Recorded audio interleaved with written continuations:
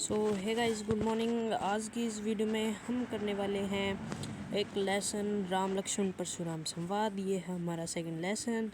और सबसे पहले हम इसके लेखक यानी तुलसीदास के जीवन परिचय को जानेंगे और इससे जुड़े जो भी इम्पोर्टेंट क्वेश्चन बनते हैं उन सभी को हम इसी वीडियो में सॉल्व करेंगे। तो चलिए स्टार्ट करते हैं। हमारा जो पहला क्वेश्चन है गाइस वो है, जो हमारा जीवन परिचय है उसको हम स्टार्ट करते हैं। चलो, तुलसीदास का जन्म उत्तर प्रदेश के बांदा जिले के राजापुर गांव में सन 1532 में हुआ था। कुछ विद्वान उनका जन्म स्थान सोरो जिला एटा में भी मानते हैं। तो चलो इसको समझते हैं। जो तुलसीदास है ना, उनका जन्म कहाँ होता है? उत्तर प्रदेश के बांदा जिले के राजापुर गांव में सन 1532 में हुआ था। और मतलब कोई एक विद्वान होता है, जो कोई महान व्यक्ति है ना, वो मानते हैं कि उनका जन्म स्थान ना सोरो जिला एटा में भी मानते हैं। ठीक है, अभी आप कहोगे जिला एटा है कहाँ? जिला एटा और बांदा दोनों ही उत्तर प्रदेश में है। कहाँ है? उत्तर प्रदेश में। ठीक है, उसके बाद नेक्स्ट पैरे की ओर बढ़ते हैं हम। नेक्स्ट हमारा तुलसीदास का बचपन बहुत संघर्षपूर्ण था। उनका जीवन है ना बहुत कठिनाइयों में गुजरा। जीवन के प्रारंभिक वर्षों में ही माता पिता से उनका बिछोआ हो गया। मतलब जब उनका जीवन शुरू हो गया ना, तब वो अपने माता पिता से बिछड़ गए थे। कहा जाता है कि गुरु कृपा से उन्हें राम भक्ति का मार्ग मिला। मतलब भगवान की कृपा से उन्हें राम की भक्ति करने का ना एक रास्ता मिला था कि तुम ये कर सकते हो। ठीक है, उसके बाद है, वे मानव मूल्यों के उपासक कवि थे। राम भक्ति परंपरा में तुलसी अतुलनीय है। ठीक है, मतलब वे मानव मूल्यों के उपासक कवि थे और जो राम भक्ति है ना, उसमें उनसे बड़ा कोई श्रेष्ठ राम भक्त नहीं था, हम ये कह सकते हैं। ठीक है, तो चलो इसको थोड़ा सा ऊपर कर लेते हैं। अभी देखिए, रामचरितमानस कवि की अनन्य राम भक्ति और उनके सृजनात्मक कौशल का मनोरम उदाहरण है। उनके राम मानवीय मर्यादाओं और आदर्शों के प्रतीक हैं, जिनके माध्यम से तुलसी ने नीति, स्नेह, शील, विनय, त्याग जैसे उदात्त आदर्शों को प्रतिष्ठित किया। ठीक है, हमें क्या देखना होता है पैराग्राफ में?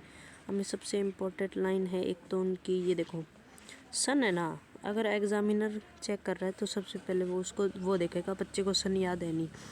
तो सन 1823 में काशी में उनका देहावसान हुआ, मतलब कि देहांत हो गया। देहांत ओब्लिक मृत्यु कह लीजिए आप। ठीक है, अभी हम दोबारा से एक बार और, चलो जो वो लोग इस वीडियो पर नए हैं उनको मैं दोबारा बता देता हूँ कि किस प्रकार आपको जीवन परिचय लिखना होता है। तो चलिए, सबसे पहले ना आपको क्या करना है, एक बॉक्स बनाना है।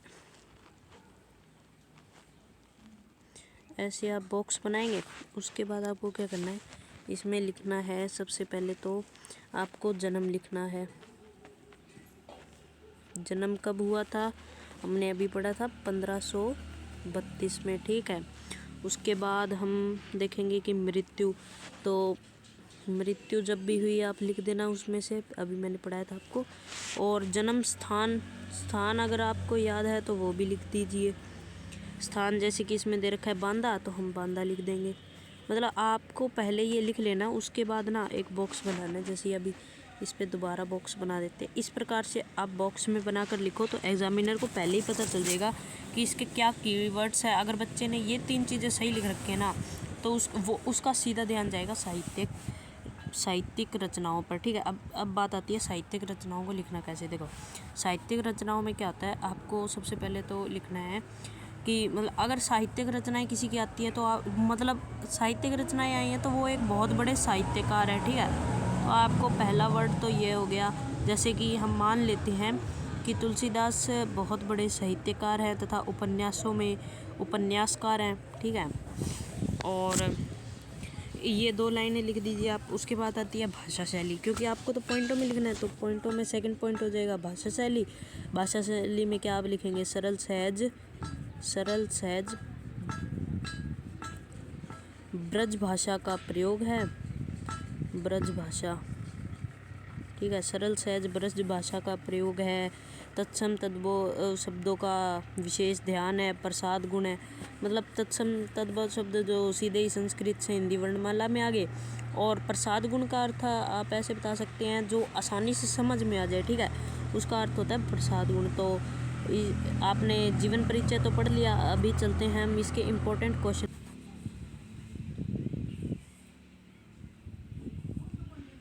तो गाइस इस लेसन का जो मोस्ट इम्पोर्टेंट क्वेश्चन है वो यही बनता है।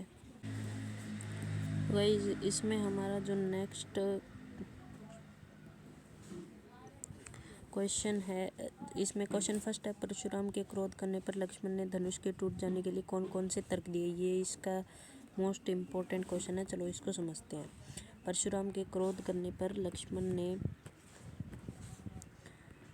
धनुष के टूट जाने पर निम्नलिखित तर्क दिए। बचपन में न, ये बात कौन कह रहा है, ये बात कह रहे हैं लक्ष्मण जी। बचपन में न जाने हमने कितने ही धनुष तोड़े, किंतु किसी ने भी कभी नहीं क्रोध किया। इस धनुष से आपको विशेष लगाव क्यों है भैया? इसी धनुष के टूटने पर आपको गुस्सा क्यों आ रहा है? अभी नेक्स्ट पॉइंट है इसका, हमें यह असाधारण शिव धनुष साधारण धनुष की भांति लगा। मतलब जो लक्ष्मण है ना वो कहते हैं कि यह तो एक असाधारण धनुष है, इसीलिए हमने साधारण धनुष की भांति इसे तोड़ दिया। अभी तीसरा पॉइंट है, श्री राम ने इसे तोड़ा नहीं, बस उनके छूते ही धनुष स्वतः टूट गया। मतलब लक्ष्मण कहते हैं कि श्री राम ने धनुष तोड़ा थोड़ी ना है, ये तो बस उनके स्पर्श मात्र से टूट गया, ठीक है। इसका चौथा पॉइंट है, इस धनुष को तोड़ते हुए उन्होंने किसी के लाभ व हानि के विषय में नहीं सोचा था। इस धनुष को तोड़ने में राम का कोई दोष नहीं है। मतलब लक्ष्मण जी कहते हैं कि जब उन्होंने ये तोड़ा था ना, जब उनको ये किसी के लाभ हानि के बारे में नहीं सोचा, तो इसमें उनका कोई दोष नहीं है। चलिए नेक्स्ट क्वेश्चन की तरफ पढ़ते हैं। नेक्स्ट क्वेश्चन है हमारा,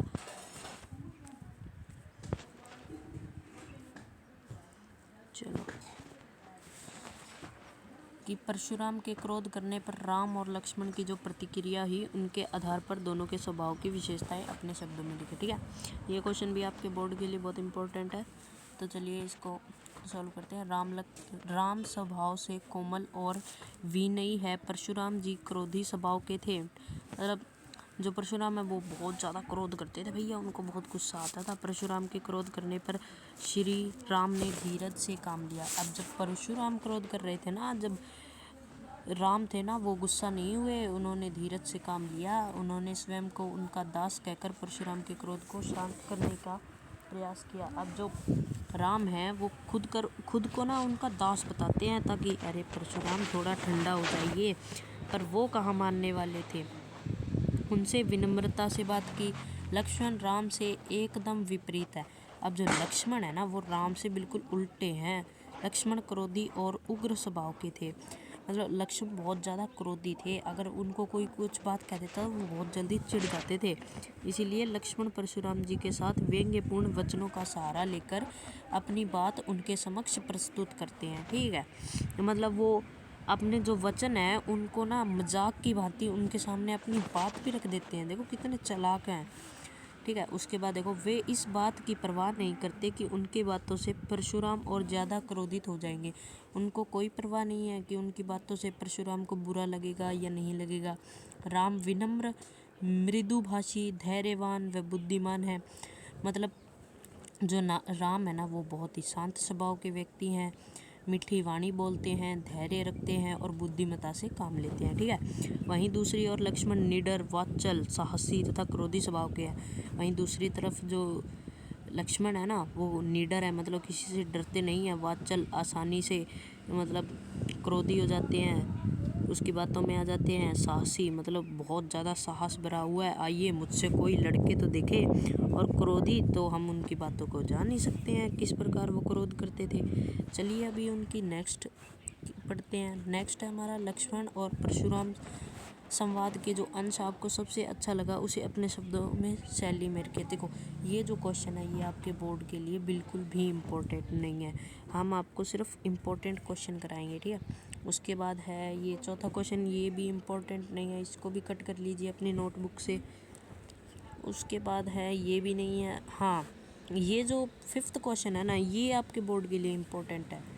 लक्ष्मण ने वीर योद्धा की क्या क्या विशेषताएं बताई है। मतलब लक्ष्मण जो साहसी लोग होते हैं ना, उनकी क्या क्या विशेषताएं बताते हैं, क्या क्या गुण बताते हैं। तो देखो, लक्ष्मण ने वीर योद्धा की निम्नलिखित विशेषताएं बताई है।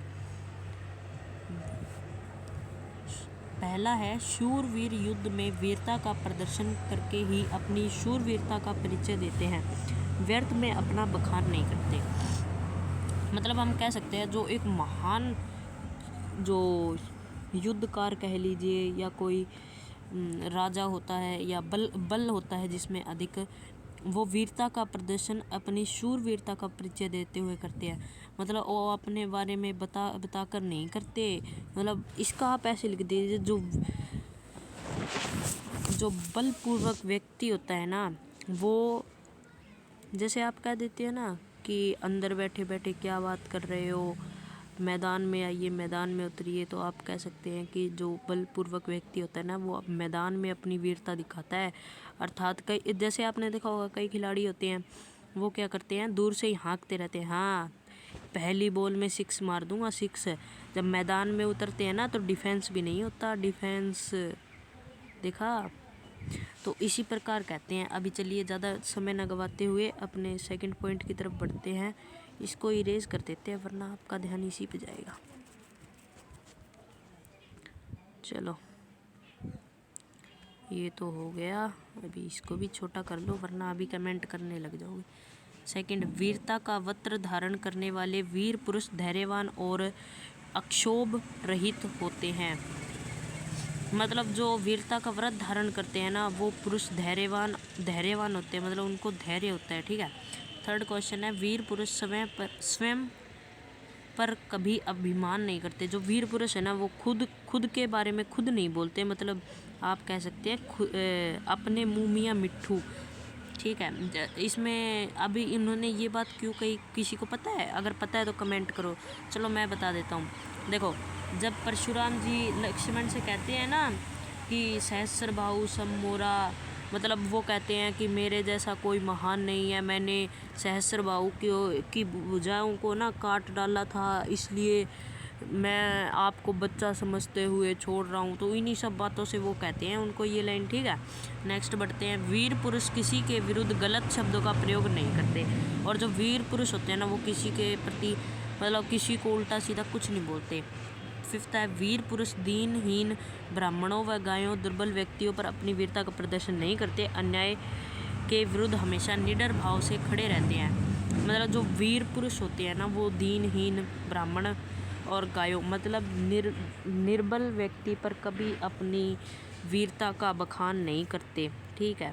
और वो जो क्या नाम लेते हैं, अन्याय होता है ना, अन्याय के प्रति लड़ने के लिए, अगर मान लो किसी के साथ अन्याय हो रहा है, और जो वीर पुरुष है ना, वो हमेशा उसके साथ लड़ने के लिए तैयार रहेगा। ठीक है। अगला 6th पॉइंट है हमारा, किसी के ललकारने पर वीर पुरुष परिणाम की फिक्र न कर निडरता पूर्वक उनका सामना करते हैं। अभी वो कहते हैं लक्ष्मण जी कि अगर कोई ललकार करे ना उनको युद्ध के लिए, तो वो डरते नहीं हैं, निडरता पर बिना डरे उसका सामना करते हैं। तो चलो अभी इसका एक और इम्पोर्टेंट क्वेश्चन देख लेते हैं। हाँ, ये जो क्वेश्चन है ना, 7th क्वेश्चन, ये बड़ा इम्पोर्टेंट क्वेश्चन है। चलो इसको भी देख ही लेते हैं भैया, वरना कहोगे भैया ने बताया नहीं, पेपर में आ गया। चलो भाव स्पष्ट करना है। बिहिसी लखुन बोले मृदुबानी, अहो मुंशी महाबट मानी, पुनि पुनि मोही दिखाव कुठारू, चहत उड़ावन फूकी पहाड़ू। तो चलो मैं इसको आपको समझा देता हूँ। देखो, प्रस्तुत पंक्तियाँ तुलसीदास द्वारा रचित रामचरितमानस से ली गई है। उक्त पंक्तियों में लक्ष्मण जी ने परशुराम जी द्वारा बोले गए अपशब्दों को प्रत्युत्तर दिया है। मतलब ये जो पंक्तियाँ ना, वो तुलसीदास की एक रचना है रामचरितमानस, उससे ली गई है। और इस पूरी पंक्ति में लक्ष्मण जी ने परशुराम जी द्वारा कहे गए गलत शब्दों पर अपना विचार प्रकट किया। देखो भाव, इसका क्या भाव है, कि मतलब कवि कहना क्या चाहता है, तुलसीदास जी क्या कहने चाहते हैं।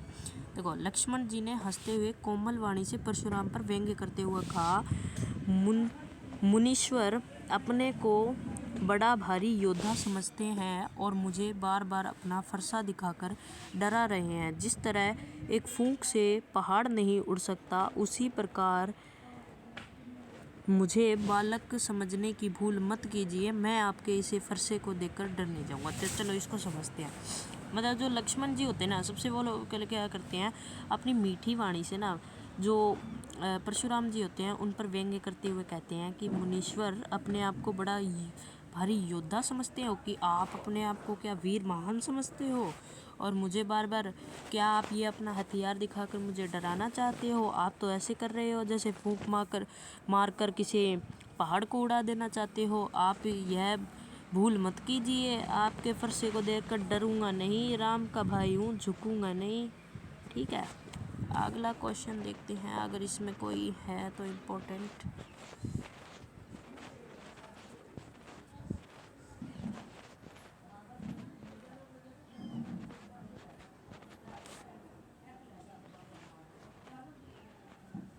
हाँ तो देखो इस लेसन में ना, वैसे ये इम्पोर्टेंट नहीं है आपके बोर्ड के लिए, पर आपको ये पता होना चाहिए। देखो 6th क्वेश्चन है, अवधी भाषा आज किन किन क्षेत्रों में बोली जाती है। आज अवधी भाषा मुख्यतः अवध में बोली जाती है। यह उत्तर प्रदेश के कुछ इलाकों जैसे गोरखपुर, गोंडा, बलिया, अयोध्या आदि क्षेत्र में बोली जाती है। तो यही थे हमारे आज के कुछ इम्पोर्टेंट क्वेश्चन। आई होप आपको ये भी क्वेश्चन और इनका जीवन परिचय समझ आया होगा। अगर आपको समझ आया तो वीडियो को लाइक कीजिए, चैनल को सब्सक्राइब कीजिए। मिलते हैं एक नई वीडियो के साथ। Bye bye, tata, see you.